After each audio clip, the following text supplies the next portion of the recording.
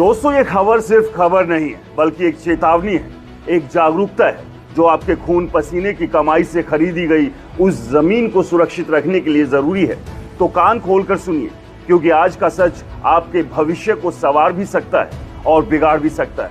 आपने बड़े अरमानों के साथ जमीन खरीदी, रजिस्ट्री करवाने के लिए तहसील के चक्कर लगाए, वकीलों से सलाह ली, कागजात जुटाए और आखिरकार वो पल आया जब रजिस्ट्री आपके हाथ में थी। आप मुस्कुराकर घर लौटे, परिवार को गर्व से बताया, बस अब तो जमीन हमारी हो गई। लेकिन रुकिए मेरे दोस्तों, क्या आपने सचमुच वो सारी लड़ाई जीत ली? क्या आपकी जमीन वाकई आपके नाम पर पक्की हो गई, या फिर आप उस भूल भुलैया में फंसने वाले हैं जहां एक छोटी सी चूक आपके सारे सपनों को चकनाचूर कर सकती है? जी हाँ, रजिस्ट्री करवाना तो सिर्फ कहानी का आधा हिस्सा है। अगर आपने इसके बाद वो जरूरी कागजात पूरे नहीं किए तो समझ लीजिए कि आपकी जमीन का पेच अभी भी फंसा हुआ है। दोस्तों, ये कोई छोटी मोटी बात नहीं है, ये उस संपत्ति का सवाल है जिसमें आपने अपनी जिंदगी की जमा पूंजी लगाई है। ये उस जमीन का सवाल है जिस पर आपने अपने बच्चों का भविष्य देखा है, अपने बुढ़ापे का सहारा देखा है। तो आइए एक एक कर समझते हैं कि वो कौन से कागज हैं जिसके बिना आपकी रजिस्ट्री भी अधूरी है और जिसके बिना आपकी जमीन का हक कभी भी खतरे में पड़ सकता है। सबसे पहले बात करते हैं म्यूटेशन की, जिसे गांव देहात में दाखिल खारिज कहते हैं। ये वो प्रक्रिया है जिसमें आपका नाम सरकारी राजस्व रिकॉर्ड में जमीन के मालिक के तौर पर दर्ज होता है। रजिस्ट्री करवाने के बाद ये सोचना कि काम खत्म हो गया सबसे बड़ी भूल है, क्योंकि रजिस्ट्री सिर्फ ये साबित करती है कि आपने अपनी जमीन खरीदी है, लेकिन सरकारी कागजों में यानी तहसील के रिकॉर्ड में जमीन का मालिकाना हक वही माना जाता है जिसका नाम म्यूटेशन में दर्ज है। अगर आपने म्यूटेशन नहीं करवाया तो समझ लीजिए कि सरकारी रिकॉर्ड में आपकी जमीन अभी भी पुराने मालिक के नाम पर है। दोस्तों, अब सोचिए, अगर पुराना मालिक बेईमान निकला और उसने अपनी जमीन किसी और को बेच दी या उस पर कोई लोन ले लिया, तो आप क्या करेंगे? आप कोर्ट कचहरी के चक्कर लगाएंगे, सालों तक पैसे और वक्त बर्बाद करेंगे और शायद तब भी हक ना मिले। इसलिए रजिस्ट्री के तुरंत बाद तहसील जाइए, पटवारी से मिलिए और म्यूटेशन करवाइए। ये आपकी जमीन का पहला और सबसे जरूरी हक है।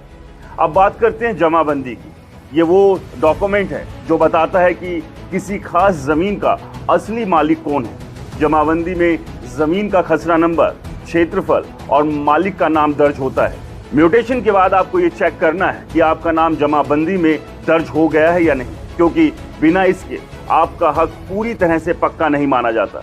कई बार ऐसा होता है कि म्यूटेशन तो हो जाता है, लेकिन जमाबंदी में अपडेट होने में समय लगता है, या फिर कुछ जगहों पर गलतियों की वजह से आपका नाम सही से दर्ज नहीं हो पाता। ऐसी स्थिति में आपकी जमीन पर विवाद खड़ा हो सकता है। इसलिए जमाबंदी की प्रति निकालें और हर बार चेक करें कि सारी जानकारी सही है या नहीं। ये डॉक्यूमेंट आपकी जमीन की सच्चाई का सबसे बड़ा सबूत है। अगर आपने जमीन खरीदने के लिए बैंक से लोन लिया तो मामला और पेचीदा हो जाता है। लोन की स्थिति में बैंक जमीन के कागजात अपने पास रखता है और जब तक आप लोन चुकता नहीं करते, आपको नो ऑब्जेक्शन सर्टिफिकेट यानी कि एनओसी नहीं देता है, और बिना एनओसी के आप अपनी जमीन को पूरी तरह से अपने नाम नहीं करवा सकते। इसके अलावा अगर आपने रजिस्ट्री के बाद बैंक को म्यूटेशन की कॉपी नहीं दी तो बैंक भी आपसे सवाल पूछ सकता है। कई बार बैंक और तहसील के बीच कागजात की कमी की वजह से आपकी जमीन का मामला अटक सकता है। इसलिए लोन से जमीन खरीदने वालों को बैंक और तहसील दोनों जगह के डॉक्यूमेंट्स हमेशा पक्के रखने चाहिए। दोस्तों, गांव में जमीन खरीदने वालों के लिए खसरा और नक्शा भी बेहद जरूरी है। खसरा में जमीन का पूरा ब्यौरा होता है, उसका नंबर, क्षेत्रफल, फसल की जानकारी और मालिक का नाम। नक्शा, जैसा कि उसका नाम से जाहिर है, जमीन का नक्शा होता है जिसमें उसकी सीमाएं और आसपास की जमीनें दिखाई जाती है। कई बार जमीन की सीमा को लेकर पड़ोसियों के साथ विवाद हो जाता है। ऐसे में खसरा और नक्शा ही आपके हक को साबित करता है।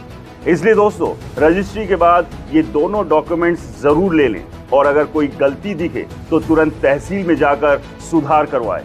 अब सवाल ये है कि ये सारे डॉक्यूमेंट्स इतने जरूरी क्यों हैं? क्योंकि जमीन सिर्फ मिट्टी का टुकड़ा नहीं, बल्कि आपके भविष्य का आधार है।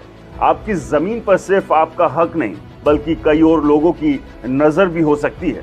पुराना मालिक, कोई रिश्तेदार या फिर कोई बाहरी व्यक्ति कभी भी आपकी जमीन पर दावा ठोक सकता है। और अगर आपके पास ये सारे डॉक्यूमेंट्स पक्के नहीं हैं तो कोर्ट में आपका केस कमजोर पड़ सकता है।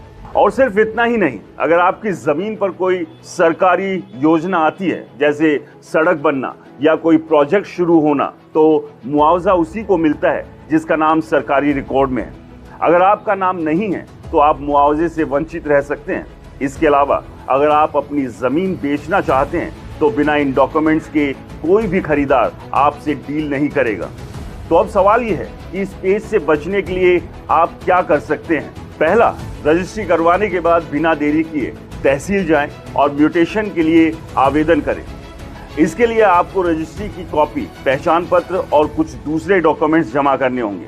पटवारी और तहसीलदार से मिलें और सुनिश्चित करें कि आपका नाम राजस्व रिकॉर्ड में दर्ज हो गया है। दूसरा, म्यूटेशन के बाद जमाबंदी की कॉपी निकालें। आजकल कई स्टेट्स में ऑनलाइन भी उपलब्ध है।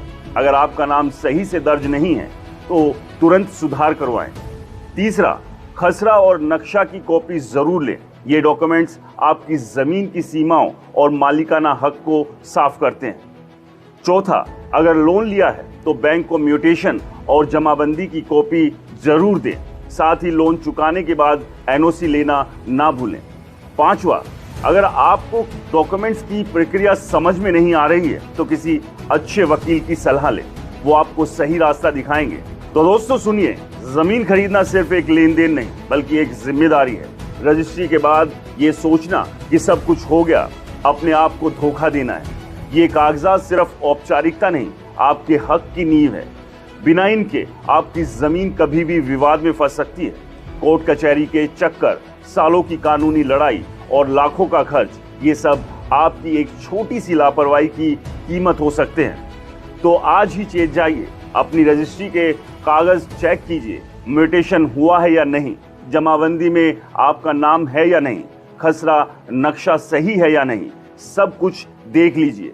तहसील के चक्कर लगाने पड़े तो जरूर लगाएं, क्योंकि जमीन सिर्फ मिट्टी का टुकड़ा नहीं, ये आपके परिवारों के सपनों का आलम है, आपके भविष्य का आधार है। इसे यूं ही जोखिम में मत डालिए। ये थी आज की खबर। आपके साथ भी क्या कभी इस तरह की कोई घटना हुई है जिसके चलते आपकी जमीन विवाद में फंसी हो? हमें कमेंट्स कर अपने ये एक्सपीरियंस जरूर शेयर करें। नमस्कार।